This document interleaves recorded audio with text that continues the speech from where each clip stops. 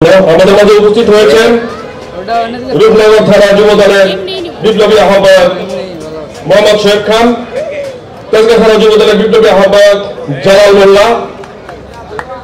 উপস্থিত আছেন গুলশান থানা সাবেক যুগ্ম আহ্বায়ক মোহাম্মদ জাকির হোসেন। উপস্থিত আছেন ১ নং ওয়ার্ড উত্তরা পশ্চিম থানা বিপ্লবী আহ্বায়ক শাকিব হোসেন। আমাদের মাঝে উপস্থিত হয়েছেন বাংলাদেশ জাতীয়তাবাদী মহিলা দল কেন্দ্রীয় কমিটির সহ দপ্তর সম্পাদিকা ললিতা গুলশানিতা।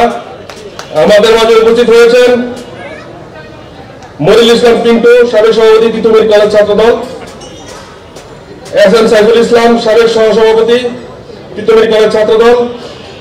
আমাদের মাঝে উপস্থিত হয়েছেন মোহাম্মদপুর থানা যুব দলের সদ্য সাবেক সাধারণ সম্পাদক মোহাম্মদ শুকুর আলামিন।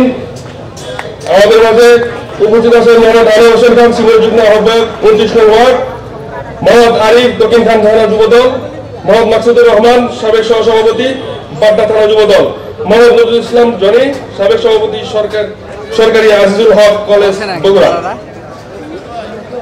উপস্থিত আছেন তিতুমির কলেজ ছাত্রদলের সাবেক সম্পাদক মহানগর উত্তর যুবদলের সাবেক যুবনেতা নিজামুদ্দিন, মোহাম্মদ ইকবাল ৩৩ নং ওয়ার্ড যুবদল যুবনেতা, মোহাম্মদ সোহেল যুবদল যুগ্ম আহ্বায়ক ২৯ নং ওয়ার্ড যুবদল।